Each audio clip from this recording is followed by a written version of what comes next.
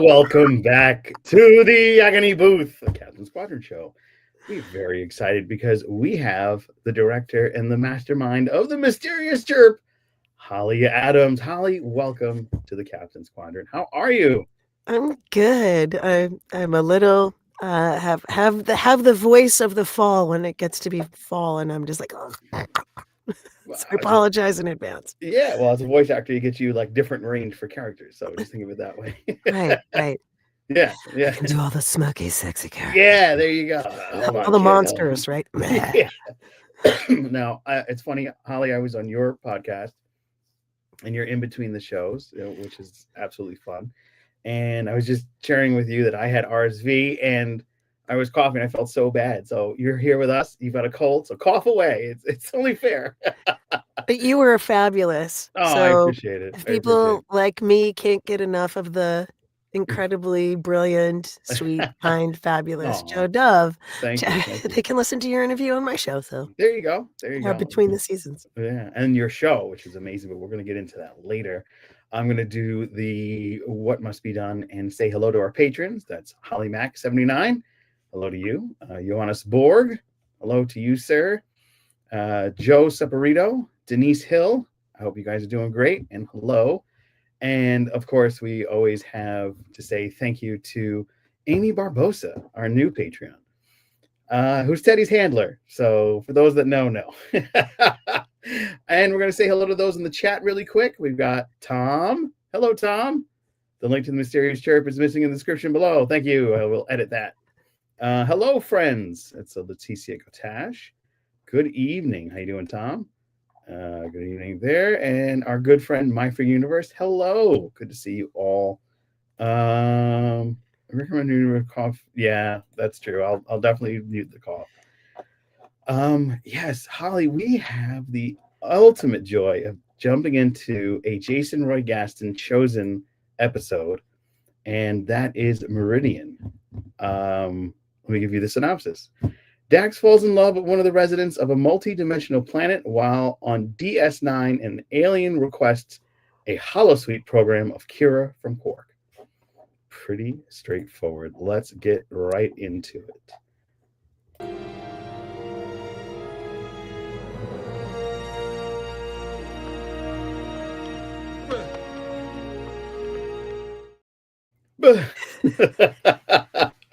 All right, Holly. WTF did we just watch? Well, do you want to go first? Because I have notes. Oh, wow. Okay. I felt we are in one of the throes of a filler episode that got into the wondrous world of Dax and her ever smitten self of other species. And I feel like she was more in love with the idea of the planet than that actual person and didn't realize it. But that is a perspective of my own. I thought that the idea of a planet that kind of phases in and out of reality is really cool. And part of me wanted to go, this is City Alpha 5! But because the planet was going out completely and they were going to lose it. And ultimately, Dax had to let go of her little puppy love. But we got introduced to one of the greatest multi-faced actors in Deep Space Nine. And that is the incredibly talented Jeffrey Combs, who was the new alien species that was smitten with Kira. So we have two love stories going on simultaneously. One was, one was both smitten with love that they couldn't have. So I thought that part was pretty interesting, but still kind of like, meh. And you've got the whole Dominion threat going in the background, but they're mentioned and you don't see them in this episode, and they're going through the wormhole, and you figure, okay, they're going to show up, and nobody shows up. So that's more or less what happened in my preview. So please share your notes. Well, when I first, like at the very beginning, I had forgotten this episode, so it was like watching it for the first time. Yep. Again, apropos, because it's like it reappeared after 60 years or something. Yeah. And so the minute that I read even the beginning, the little kind of blurb about it right before it comes on, I was like, oh, this is Brigadoon. Mm-hmm. Right? The Scottish town that appears in the mist once every 100 years, and in the story and the play and the musical and the book and all that, the travelers come across it by accident where it's not supposed to be, and one of them falls in love with a villager and has to decide whether to stay and vanish with all of them. I was like, oh, this is Break It Down. Let's hope it doesn't break it down. And it was that part, so I kind of was interested to see how that was going to play out. And I think if Dural had been even remotely interesting as a human, I could see why Dax would be intrigued. But I was like, what kind of creepazoid doesn't know you, sits next to you and like is like, let me catch your spots. Yeah, he was weird. Like, it's every drunk guy in a bar, quite honestly. Mm-hmm. You know? Like, oh my gee. We are tired of that. Yeah. And I was shocked that Dax was like, this has never happened to me before. No one has ever tried to pick me up with these terrible lines and just telling me, you know, I can't get pregnant and we can't mate any other time. This is going to be terrible. It's going to be my tragedy if you don't put out for me. I'm like, come on. Yeah. I heard that in high school. Give me a break. So I wished that he was a better character. And because let me say this a better way. Jonathan Frakes did yeoman's work, and the actors did yeoman's work, but the script was terrible for her. Like that whole section, like if that character of Dural had been written better, then I would have believed, and I would have thought it would have been a good idea. But I felt like they were trying to contrast the two stories. Yes. That, oh, this guy is actually a heinous schmuck, and Kira stands up to him, and that was super fun. With this beautiful love story of love that was meant to be. And I think it would have been less cringy if that love story had felt like it had more intrinsic value. Like if he didn't say cheesy lines that we've all heard from guys that never speak to you again. After, you know, I'll love you forever. Oh, don't call me Ghost. Yeah. It's like, high school. I know. Exactly, right? Yeah. And people whose brains are still there. Yeah. But the fact that he was willing to go on the ship, I was like, okay, that's a nice adjustment. That's a nice adjustment. But it didn't go anywhere, and he had to go back, and this planet disappeared, and it ultimately led to nothing. So it's a very odd setup, but I find it very interesting that Kira's setup is similar, but with a scumbag. I thought it would have been cooler, and this is a missed opportunity. But Jason, when you watch this, I'm not playing the bumper. I thought it was a missed opportunity that there wasn't a little bit of villainous intention in the guy that Dax fell in love with. I thought that would have been really cool if he was like, no, you'll be fine, and then like go back to the planet, because she was gonna go jump into the planet and drove me nuts. It's like, no, you can't go to the planet. Come on. Samesies. I'm like, didn't any of you watch the pilot episode with Pike where he was like being held prisoner by someone he was supposedly falling in love with? This is the same exact thing. Yeah, exactly. So I didn't understand why she just didn't like say, never mind, and use her better senses, because she's got like what 400 or 500 years of symbiote information and lives to kind of peel off. Like, didn't anybody go to high school in those lives? Like, come on, you should have like saw this coming. It was so weird, and I was ready for her to go back to the planet and disappear, and then just be floating in space. Like, oh, you were right, Cisco. But unfortunately, that never happened, and we got this episode. And as my figure universe says, blame the writers. But really, like, the actors were trying so hard to make it work. That half, that part, that storyline. I felt like I forget the actress's name who plays Dax, but she was Terry Farrell. Probably. Yeah. But she tried so hard, and she was so sincere in every moment. And I was like, oh my God, you poor actor. But And I will say one of the gifts that storyline gave us, Yeah. I think of that half of the storyline, for me, there was one beautiful moment, and that was Cisco and Dax alone, talking to each other, saying goodbye. I felt like they both, like, that's a tough scene to perform in a way that they were trying to capture what is the love of two people who are not romantically engaged, but who have loved each other and stood Right. up That. for each other and cared for each other for hundreds of years. Mhm. And it's like losing a part of yourself. And I felt like that moment was beautifully handled between the two of them, and it gave them an opportunity to have an a level of emotional value that we didn't ever get to see otherwise. Because Well the rest of said. the time they were, like, working because they don't have to say goodbye. So I Right. appreciated that. Yeah. And also, like, you had Julian like back in the background, and he had this affinitive like desire for Dax the entire show and the first couple seasons anyway. Almost at a creepy level, just as creepy as random phase planet man. And I thought he was gonna stand up and do a little bit more bravado to try to keep Dax from going to the planet.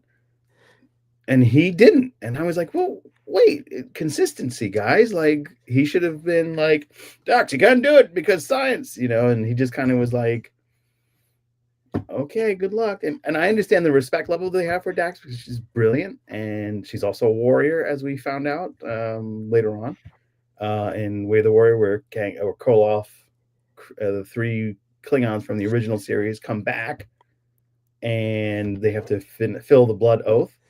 So I thought they were going to have some type of like at least throw, but no. And I still want a villain to have popped up from that planet and be like, we're going to use your essence to make the planet stay longer. Yes. That's why we need the Defiant. Like, just something. Yes, let's suck the DNA out of Yeah. your body. Yeah, exactly. And we got none of that. And it was just like, oh man, so many missed opportunities. Like, this could have been such a cool episode because of the phase shift planet itself and what goes on into having that happen, as well as them trying to find a way to stop it, and or I'm stealing from the notes that Leticia said, so I'm just going to put that up because I think it's pretty brilliant.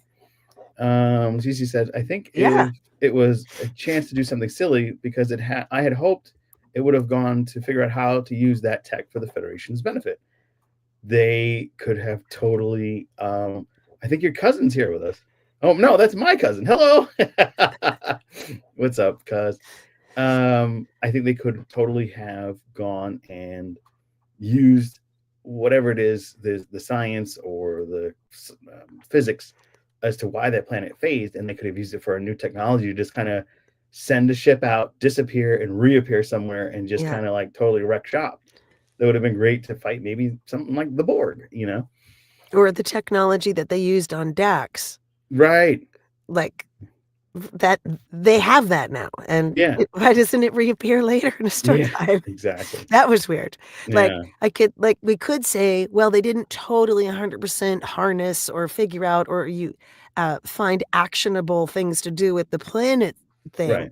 But they actually took action on the science they gained about how to scramble Dax and have her disappear successfully. Right. Now I'm like, okay, guys. Yeah. Is it the omega-13 except for like how does that work? Few cuts with Holly. All right. I want to say one thing about Julian. Yes. So you were like, what is he thinking? I have it for you. He's thinking, if you love something, oh no, set it free. Yes. One of the greatest thing songs from his first album. Free. All right. Well, let's hop into our next segment. Why would they do that? Can we? Oh, go ahead. Never mind. I was just gonna say I'll wait now, but I want us to talk about the other half too. Okay, cool. Here we go.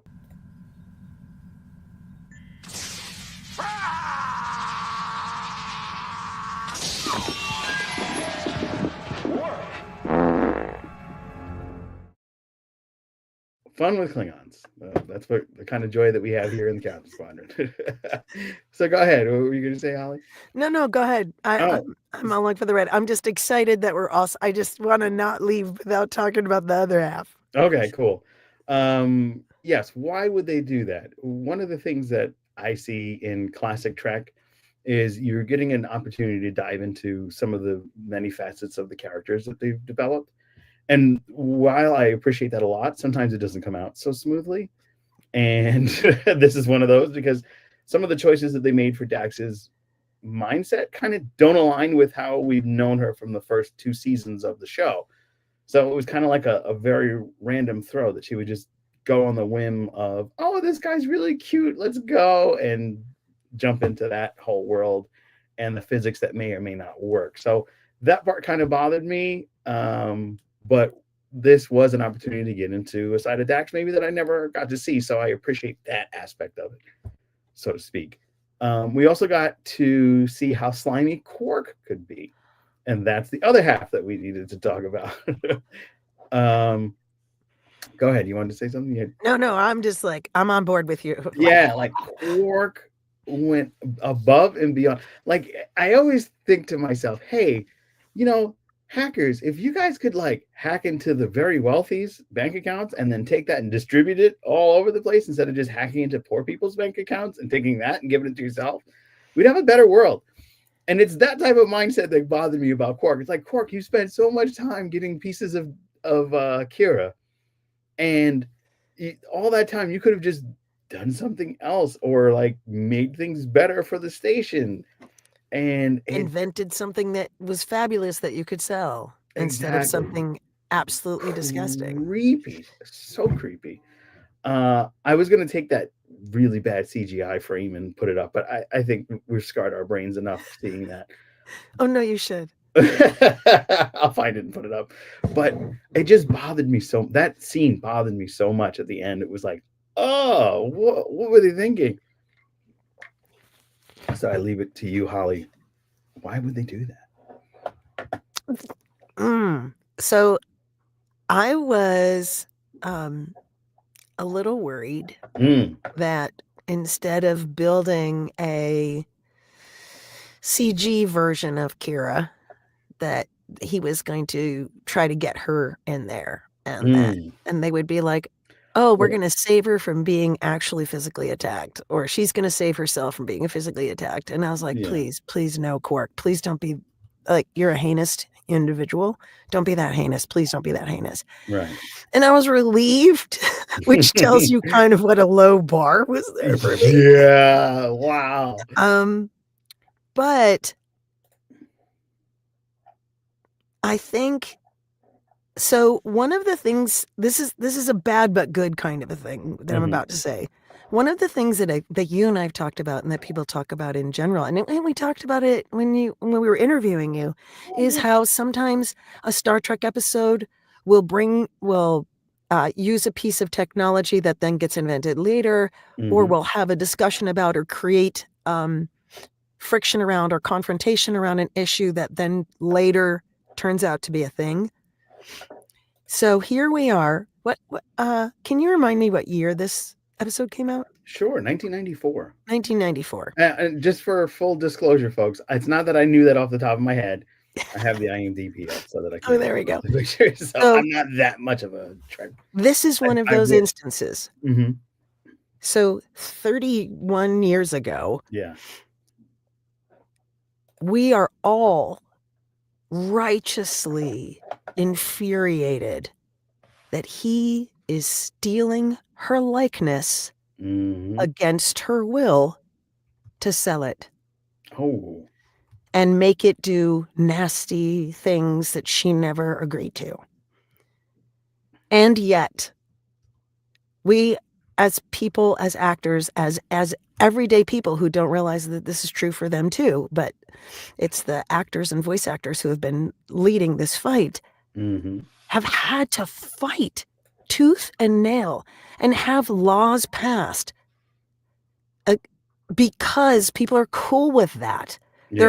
It's like at first, when SAG-AFTRA went on strike, it was about this. It was about this Yeah. because people's bodies and faces and voices were being used for things against their will, without Yeah. their permission, without their consent, without payment, and it could be anything. It could be, y a dark web sex thing, Oh, yeah. and and Yeah.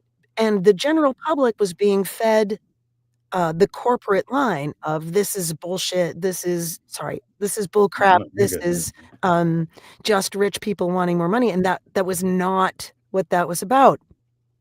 And then when the public began to become aware of, hey, what this current state means with the default in um, consent is implied is if you are in the background by accident or on purpose, like if you've been a background actor, Hmm. or even if you're in the background by accident and it's your grandma, they can Mm. take that footage and use it for whatever they want. They can make your grandma be Hitler, right? Oh, They can do whatever they want. That has been the default since CG was and like became more of a thing. Your likeness could be stolen and used for purposes without your consent, for anything. And now, this past 2 years, with various laws being put into place, that's less true. yeah. It's a lot harder to do, and you have to give your consent, and you have to, they have to compensate you because they're making money off you, Off your likeness. off your likeness. Yeah. And so for me, I was like, this is one of those times when Star Trek, even though the episode itself deserves its place in the agony booth, Yeah. this is a serious thing. Quark is trying to sell Kira's likeness against her, like without her consent. And we are outraged. Yeah. And now is that time. And I'm glad we're outraged, and I want us to keep being outraged because it's Yeah. wrong. It's wrong. There is a country that banned. I'm trying to find Denmark. Denmark went ahead. That's why you saw me going. I'm typing with my laptop. But Denmark actually took that a step further and banned total usage of anybody's face in AI. They said you can't use anybody's face. Denmark is set to become the first country in the world to grant copyright ownership over personal likeness, including face, voice, and voice traits. The law is aimed to protect individuals from unauthorized use of AI-generated likeness and deepfakes and any other. This is going to be an EU standard. Yeah. And they are hoping to influence the AI standards on the digital identity and AI regulations for the entire European Union. So go Denmark. Yeah. Because that means if you choose to, that's fine, but you own your own self. Right. As it should be. Yeah. We should all be owning our own selves. Thanks. Yeah. It sounds a little weird that we have to pass laws, but that's the way it is. That's the way it is. That's the way it And is. it's because of these recent laws too that, like, I'm sure you've heard about, there were some deep fakes in like school, like high schools, where somebody wanted to get back at somebody else, so they released revenge type of thing. Yeah. Yeah. Yeah. Horrible. I mean, look at the deep fake in politics. The Yep. deep fakes used on both sides. First, it was Horrible.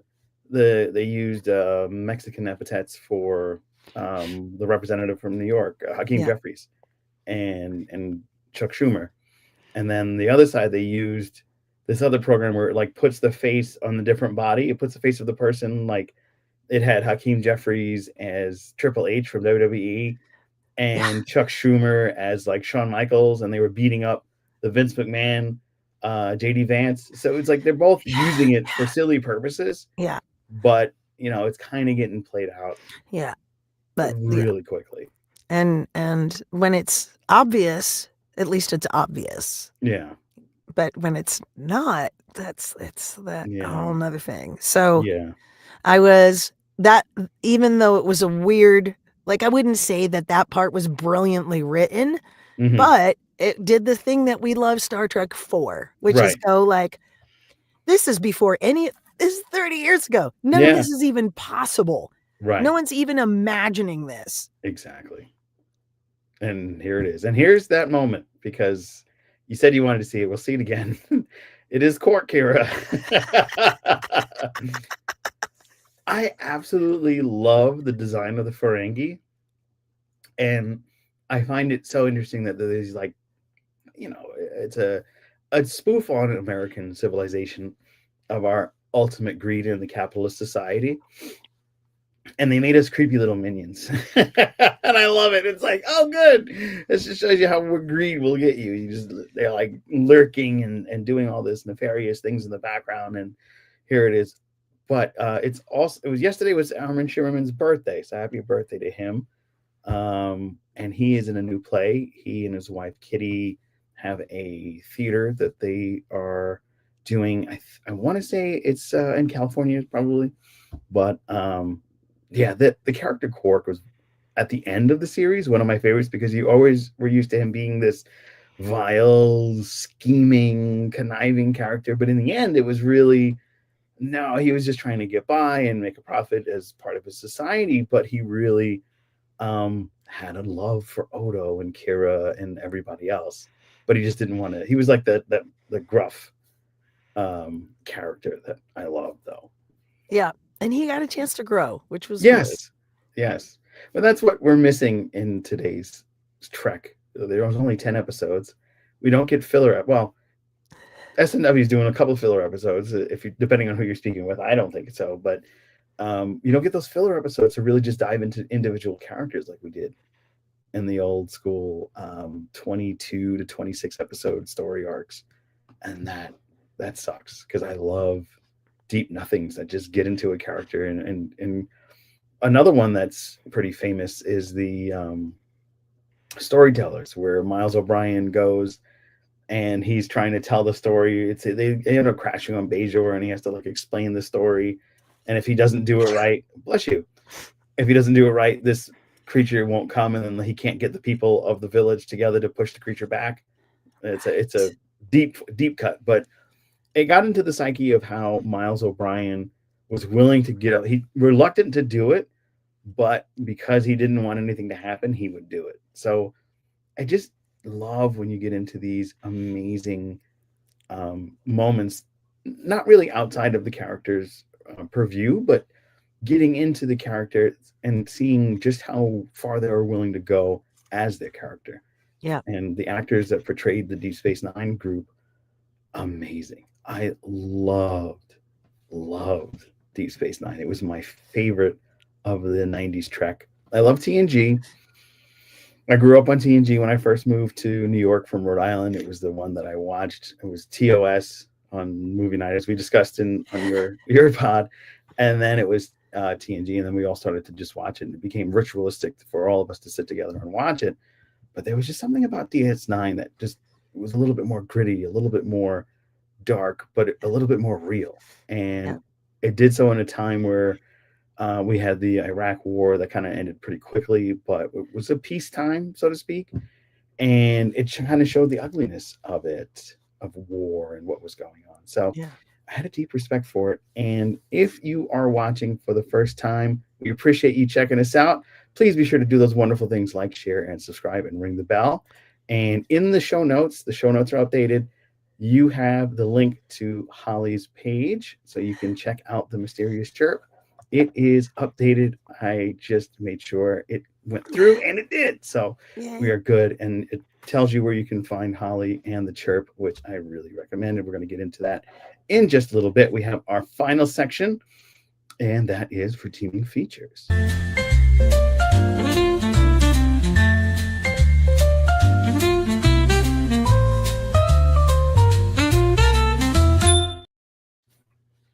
Redeeming features. The longer, and thank you again, once again, Synthetic Ensign, that will really did a great job of redoing that jingle to help us be copyright free. Thanks, buddy.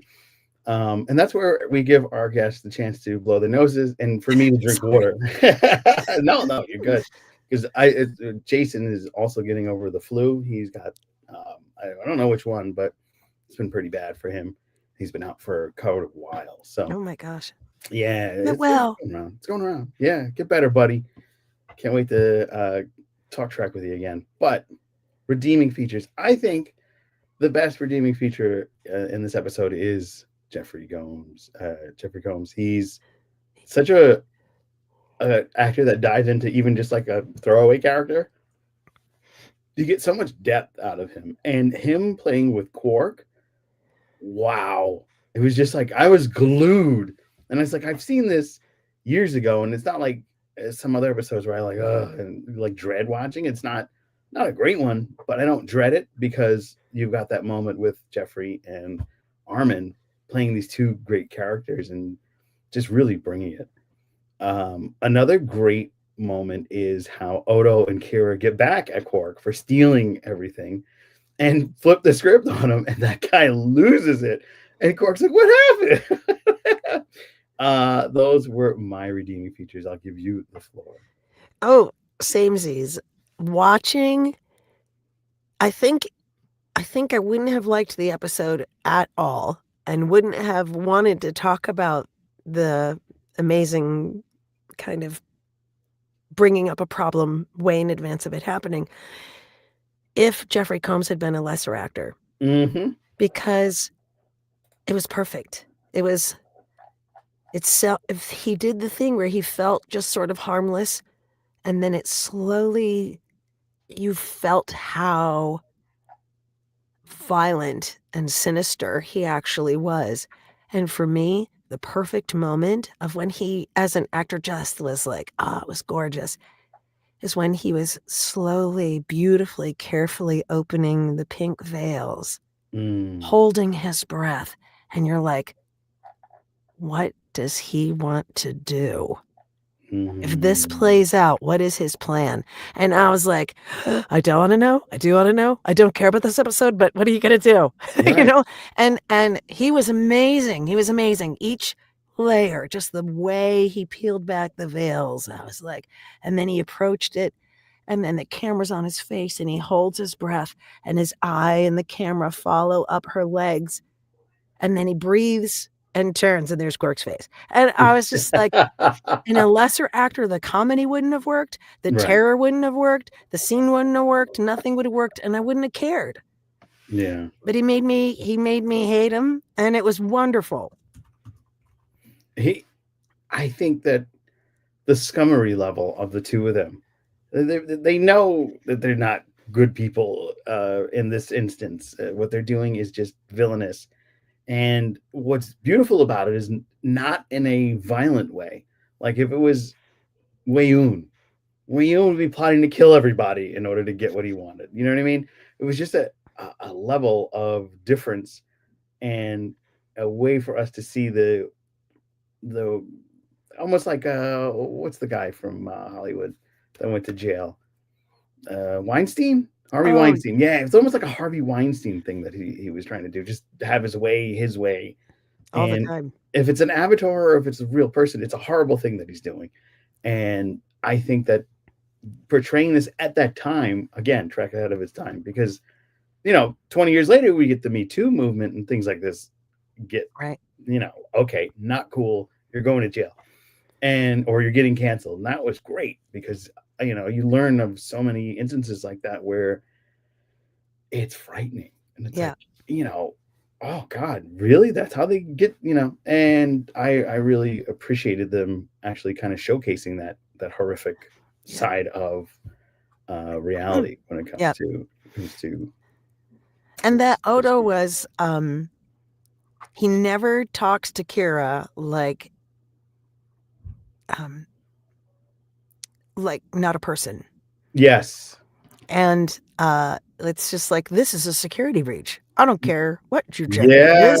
This is a security breach, and it's not cool. Yeah. Like, you could be the captain of the ship, you could be a cadet. This is not cool, and I don't care. And we're gonna stop this. But and I appreciated that the way that character handled that. And I also love that the actress who plays Kira, right? She's pretty tiny. Yeah, She's tiny and she's pretty, and she's also like I feel like her subtext is full of swear words. Yes. You know what I mean? Quark, beep, beep, Yes. beep. Yeah. She is not having it. Yeah, And no. she's like, yeah, I can take you. Yeah. And she I'm could. gonna She's beat the badass. yeah.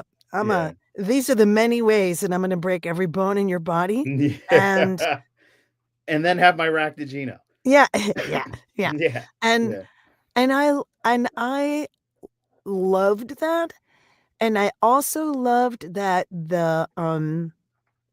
even though I was mad about the writing, about the other section in particular, and I'm not saying every part of this half was brilliantly written, but but one part I did love about the writing was they didn't weaken her. Right. Like she wasn't in love with him. She never felt scared. She Mm-hmm. was jaded from the start. She's just like, oh, geez, this is another one. I know this Yeah. story because Right. we do know this story. Right. And she was like, nah, I'm confident in my ability to Mm-hmm. solve this. And I was nice to you. I've been using increasing levels of firmness, Mm-hmm. and this is not cool. And if what you need to feel is the iron fist around your throat, let's hope we don't go there. Let's try something before that. And then Yeah. she works with Odo to work out what is a good justice. Right. I love that. That was my favorite part, as well as the opening.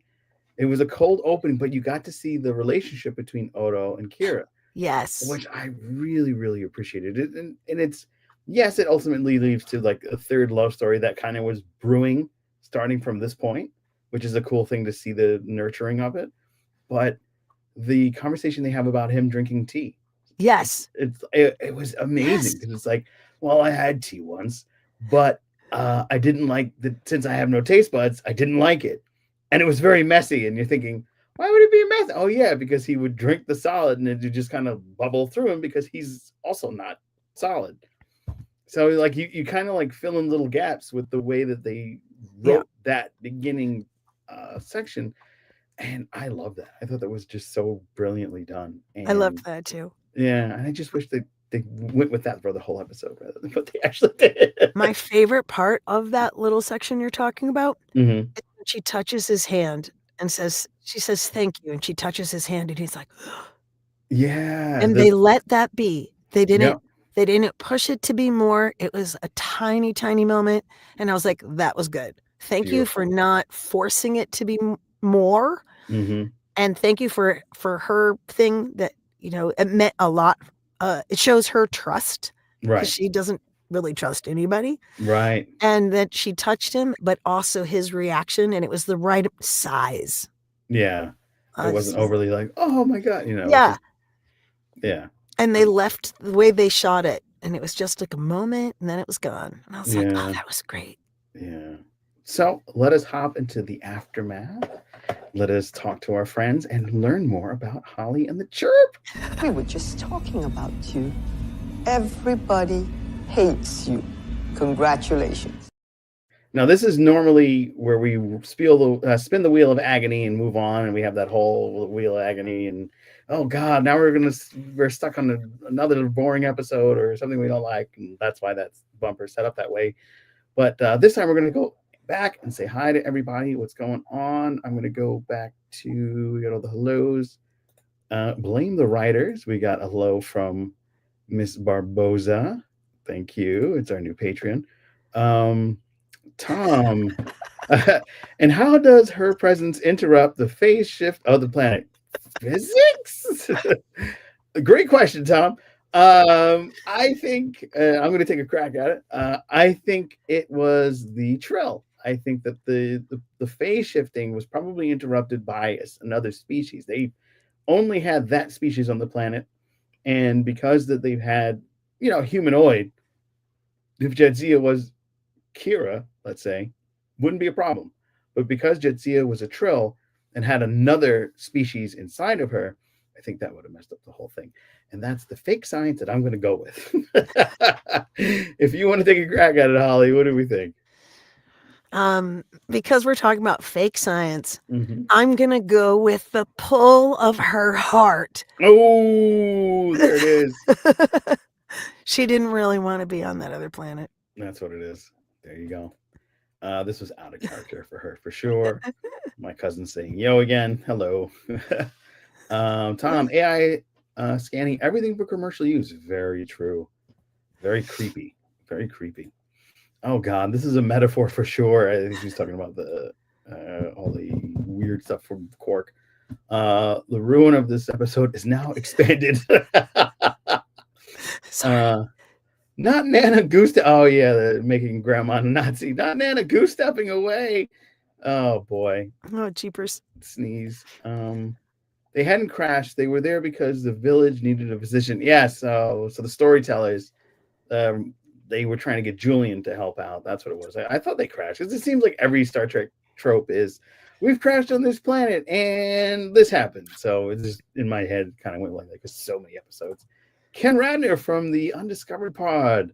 Respect for the emissary. Yes, there is something about Cisco and Avery Brooks himself. Oh my God. Just every time he's on screen, he's just got this presence and this command. And it's like he should have just been Admiral Cisco for the whole show. And all Gravitas. Yes, he's got a gravitas. That is just unbelievable. My Freak Universe says, I'll check out the Chirp. Excellent. And I'm definitely going to check out. So you got 2 new listeners there. There we go. Wonderful, wonderful. And lovely show notes. We'll have that available for you right there. Oh, here's a great comment from My Freak Universe. Now, My Freak Universe, once he appreciates you, you're going to have a great follower there.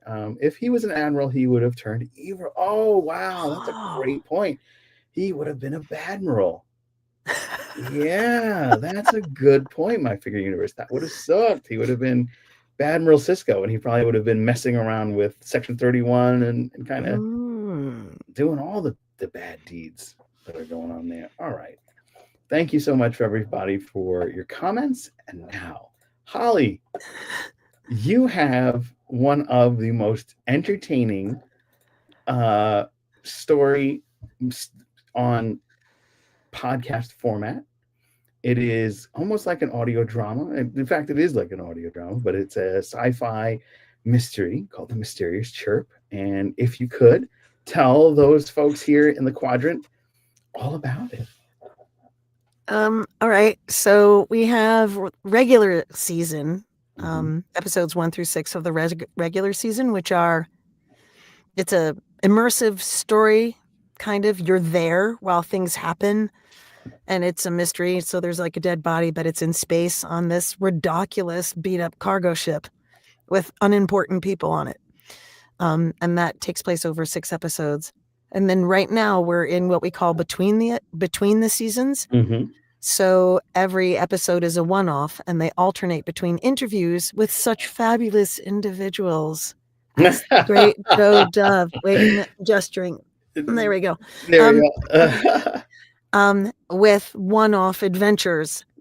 And during the season, like I said, it's kind of, it's like a VR experience, but narrative, but not, there's no narration. It's all people talking. Everything is around. Right. And then the one-off adventures that are not interviews are first-person point of view from one of the characters on the Chirp having a solo adventure, and they're kind of talking about it in their head, and it's in the style of how they see themselves. So it's phenomenal. And then I loved it. Drop season 2 begins January 4th. Yes, I can't wait, because when you have a long commute and you fall in love with a podcast and it's over and you have to wait for a new season, it's kind of like, and you're like checking. Now that I know you and we're chatting, it's like, oh good, I can just say, when is it going to come out? Because it's not like that pull for refresh, where's the new episode? Sorry. Yeah, no, we it's can great. only manage one a month because I know. It's tough. It's tough. Yeah. And we have our full post-production team we only have for 6 episodes, which is why our main seasons are 6 episodes long. Yeah, and then the between the seasons ones, I'm more or less on my own. So that's why they're first person point of view. So I Mm. don't have to make an immersive sound environment. Speaking of sound environment, one of the things I love about the Chirp is how amazing and clean the audio is, and how magnificent everybody's story comes through, because you're getting this background, and it's like you feel like you're on the ship and there's all this going on because of the way the audio is mixed. And I just want to give you so many kudos for that. The direction of this, the writing, it is just so much fun.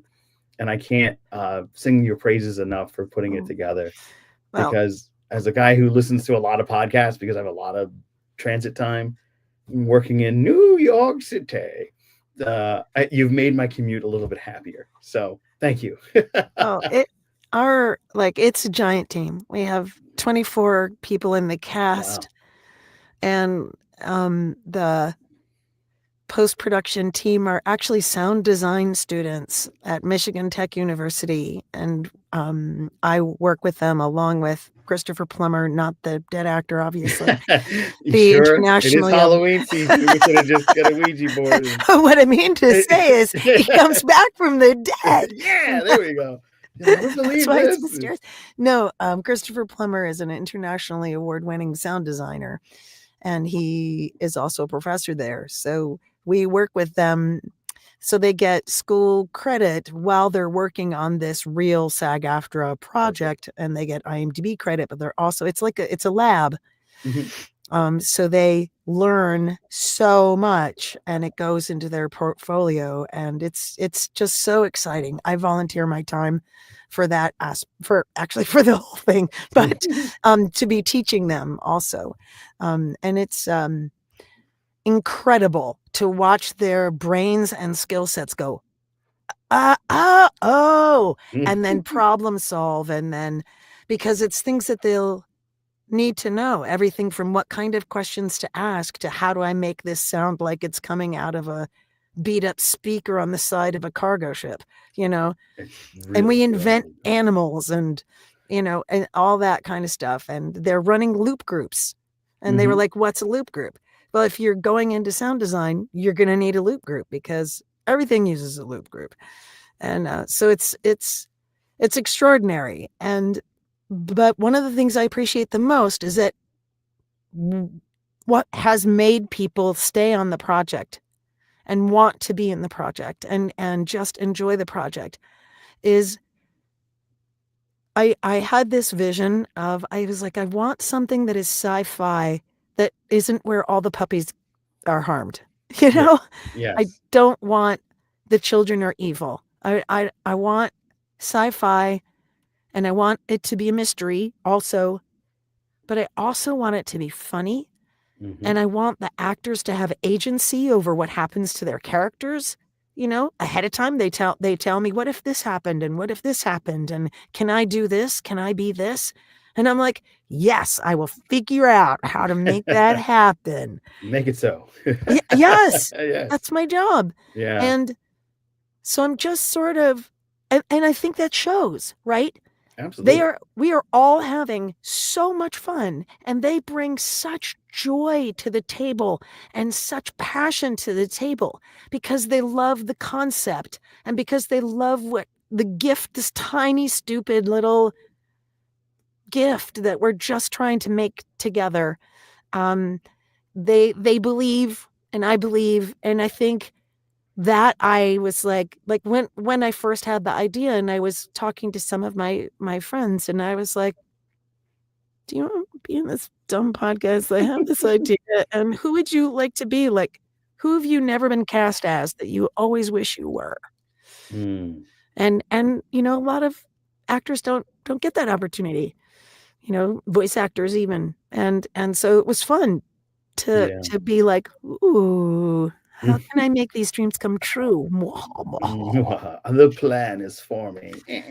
So yeah, it's just all that joy is piled in there, even though there's dead bodies. Yeah, it's a lot piled up in there. People, joy.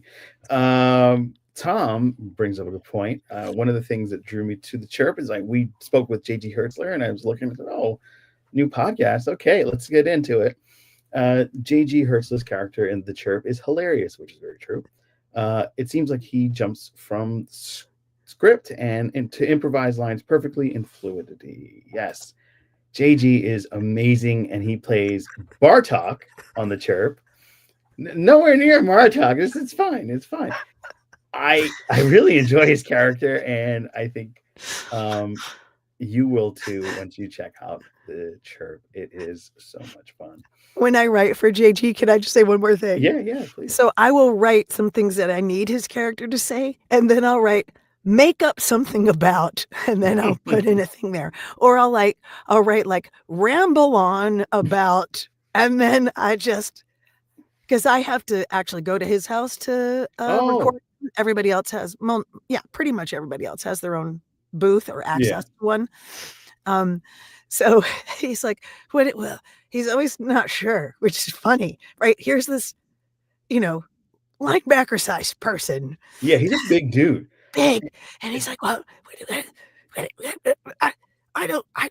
Yeah, he'll just go. Yeah. He just goes and he's brilliant. And it's like 20 minutes. I'm sorry, I'm moving around so much my camera's confused. No, you're good. Don't worry. He's like talks for 20 minutes and I have to cut like yeah. You cut it down a little bit. Yeah. So you really, this is going to be great for the viewership. Also, you are a voice actor.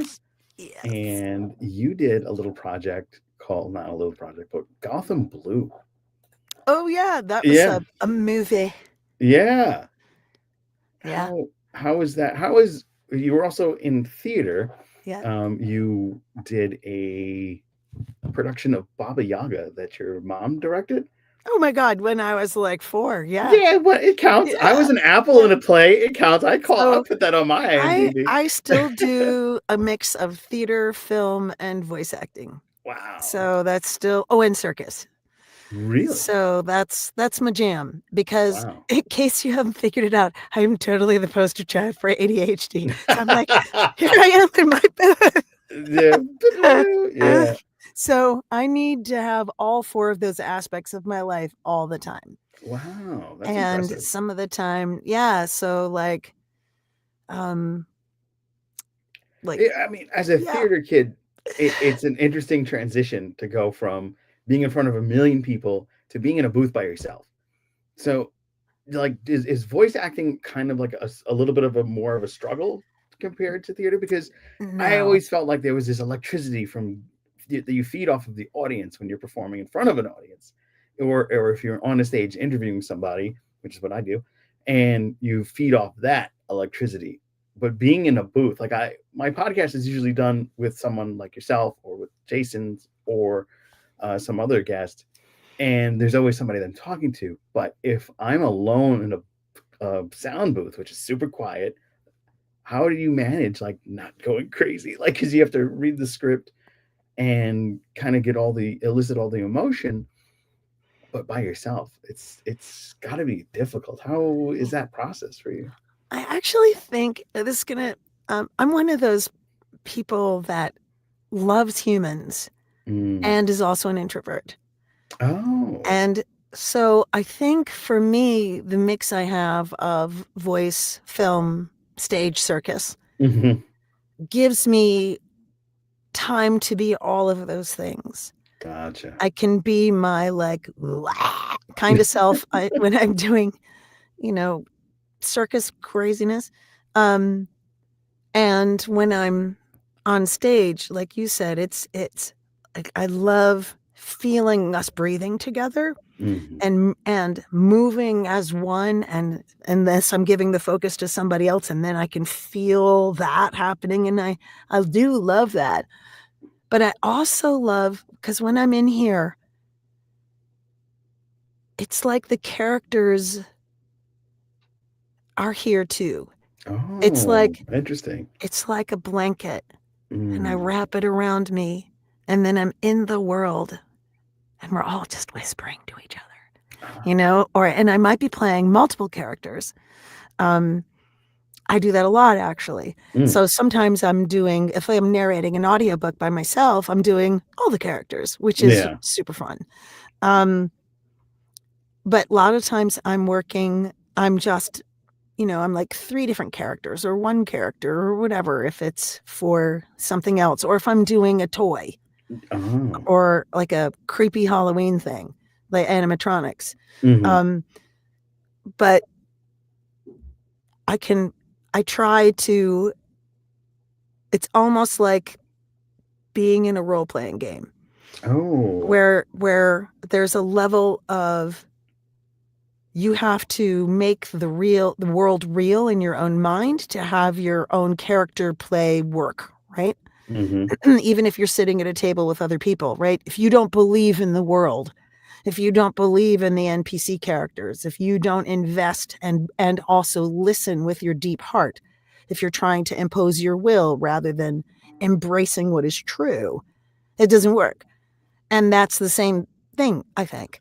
Mhm. I'm just sort of like leaning into the world and allowing myself to have conversations like I'm watching the movie in my mind, being this, I'm like, see the beings that my being is speaking with. Mm. So it's more like, I don't know, it's like, when you're dreaming and you are you kind of sometimes watching yourself and sometimes you are yourself and it Yes. goes back and forth, but yourself is not actually yourself, but you're Yeah, doing the thing that doesn't sometimes exist. you see yourself Yeah. too. Yeah, I Mhm. know that very It's a well. lot like that, There you actually. go. Excellent. Excellent. Is that weird? No, no, I'm weird. What can I say? that's a great explanation. Yeah, no, because I always thought that when you're kind of encased in a room just with your thoughts, it'd be very hard to focus. And but when you're playing multiple characters, it makes sense for you to be able to kind of go outside of the realm and then manage it your way. And you've kind of given us a glimpse into that. So I definitely would love to have you back and talk more chirp and get everything in for season 2 so we can have a section 31 and a half because I have more questions. So hopefully you'll be up for that in the future. All right, perfect. Are we going to And spin time to spin the wheel or no? Are we not spinning the oh wheel? no, we're not spinning the wheel because next week we're going into, we've got 2 wormholes back to back. This is kind of why it was such a great way to end this agony booth with you doing our transition to wormholes because we're going into the world of Mysterious Chirp kind of through the wormhole of Deep Space Nine. Look at how all this came together. The wormhole of Deep Space Nine into the wormhole of Joseph Burrito's choice of wormholes, and that is Quantum Leap. So Jason Roy Gaston returns to the Captain's Quadrant next week to talk Quantum Leap. The new one? No, the old one. We're going to do season 1, last episode of the old one, the Scott Bakula gem. I just finished the new one. I was kind of hoping he was going to put me onto the new one because I just finished the whole season, and I'm actually friends with Ernie Hudson's son, Ernie Hudson Jr. And I was like, wow, your Quantum Leap is really dope. I'm surprised you weren't in it. And he's like, well, Dad had a good time. So, yeah, it was just a lot of fun. Did you finish the new season? No, I'm partway through. Okay. And there are times I'm like, oh, this is a wonderful episode. And times I'm like, ooh. Yeah. It's typical fashion of longer seasons of a normal television. There, also Susan Doyle comes back. She was the wife, Sam's wife in the original, and there's like a whole thing with that. So I won't ruin it for you. So you have a lot to watch, and I won't say anything else. But yeah, get ready for her to come back. We actually got to speak with her at Trek Long Island last June, and she's a lot of fun. So much fun to have Holly, the nicest person that I've met in some time. Thank you so much. We had such a blast in the agony booth. We're going to wrap up. Of course, in the show notes, you have where to find Holly's website. It'll give you links to where you prefer to listen to the Mysterious Chirp on the platform of your choice. And you also have, obviously, the socials where you can find the Mysterious Chirp and follow what's going on and all the interviews and all the fun that's being had over at the Mysterious Chirp. And 100%, you got to check it out because the sound engineering on this is incredible. The writing is incredible, and how everybody plays their part is just going to entertain you like nobody else will. I guarantee it. So until next time, everybody, this is Joe Dove, And Holly saying, live long and prosper, of course. Yeah, there we go. Woo! You've made it through the Agony Booth, a Captain's Quadrant show. Please be sure to like, share, and subscribe. If you share this video with 5 people will also be in agony. Join us every Friday at 9 p.m. EST for more live shows, including Wormholes, Section 31 and a half, because we have questions, and At the Movies,